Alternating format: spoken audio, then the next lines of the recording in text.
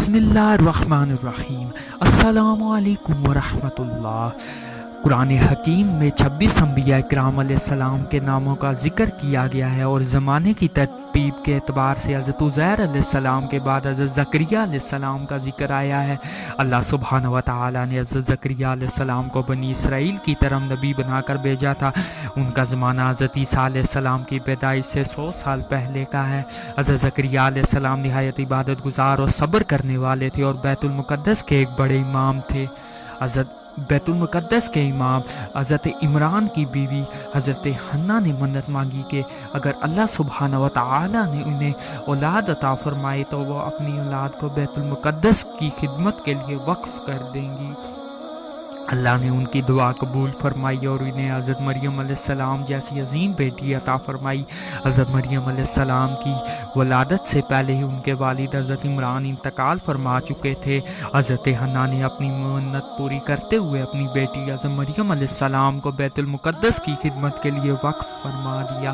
بیت المقدس میں موجود ائمہ میں سے ہر ایک کی یہ خواہش ہوئی کہ حضرت مریم علیہ السلام کی کفالت کی سعادت صرف اسے حاصل ہو۔ اس معاملے کو نپٹانے کے لیے یہ طے ہوا کہ قرآن دازی کی جائے، اور جس کے نام قرآن نکلے تو وہ ہی حضرت مریم علیہ السلام کی کفالت کرے گا۔ یہ قرآن حضرت زکریہ علیہ السلام کا نکلا، جو حضرت مریم علیہ السلام کے خالو بھی تھے۔ اس طرح اللہ سبحانہ و تعالی نے حضرت مریم علیہ السلام کی کفالت کی سعادت حضرت زکریہ علیہ السلام کو عطا فرمائی۔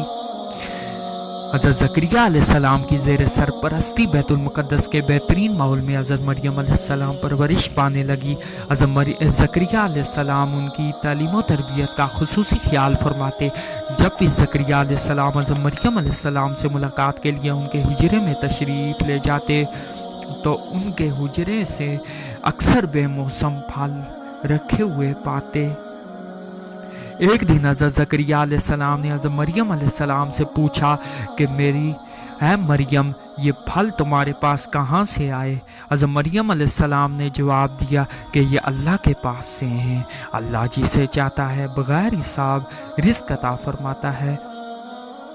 حضرت مریم علیہ السلام کا جواب سن کر حضرت زکریہ علیہ السلام نے سوچا کہ اللہ سبحانہ و تعالی جس طرح مریم کو بے موسم پھل عطا فرما سکتا ہے، وہ اللہ مجھے بھی بغیر اسباب کے اولاد عطا فرما سکتا ہے۔ اسی وقت حضرت زکریہ علیہ السلام نے اللہ سبحانہ و تعالی کو آہستہ آواز سے پکارا اور دعا مانگی کہ اے میرے رب، مجھے اپنے پاس سے ایک نیک اولاد عطا فرما جو میری اور آل یعقوب کی وارث بنے، اور اسے ایسا بنا دے کہ وہ آپ کو ہمیشہ خوب راضی رکھے۔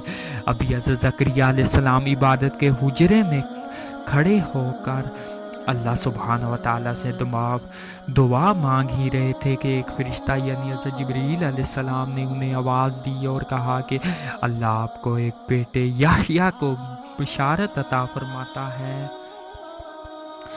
جو اللہ کے کلمے کی تصدیق کریں گے، سردار ہوں گے، اپنے نفس کی خوب حفاظت کرنے والے ہوں گے، نبی ہوں گے اور کامل نیک لوگوں میں سے ہوں گے۔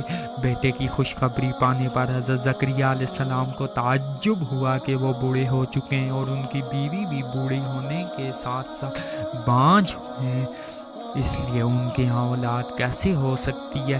حضرت زکریہ علیہ السلام کو اللہ سبحانہ و تعالیٰ کی قدرت پر پورا یقین تھا، لیکن اپنے دل کے اطمینان کے لیے انہوں نے سوال کیا کہ آخر اولاد کیسے ہوگی، جس کا جواب اللہ نے یہ دیا کہ وہ ان کے لیے ان کی بیوی کو درست فرما دیں گے۔ اللہ نے حضرت زکریہ علیہ السلام کا تعجب دور کرتے ہوئے فرمایا کہ ایسا ہی ہوگا، اور اللہ جو چاہتا ہے وہ کرتا ہے، جیسا کہ اس نے آپ علیہ السلام کو پیدا فرمایا جبکہ آپ علیہ السلام کچھ بھی نہ تھے۔ حضرت زکریہ علیہ السلام نے اللہ سے علامت مقرر کرنے کی درخواست اس لیے کی کہ انہیں پتہ چل جائے کہ اب حمل قرار پا گیا ہے، تاکہ وہ اسی وقت سے اللہ کا شکر ادا کرنے میں لگ جائیں۔ اللہ نے فرمایا کہ آپ علیہ السلام کے لیے علامت یہ ہے کہ آپ علیہ السلام لوگوں سے بغیر بھی کسی بیماری کے صحیح و سلامت ہونے کے باوجود 3 دن تک صرف اشاروں سے بات کر سکیں گے۔ چنانچہ جب وہ دن آ گئے تو حضرت زکریا علیہ السلام اپنے عبادت کے حجرے سے باہر آئے اور لوگوں کو اشاروں سے تلقین فرمانے لگے کہ وہ صبح شام اللہ کی پاکیزگی بیان کرتے رہیں۔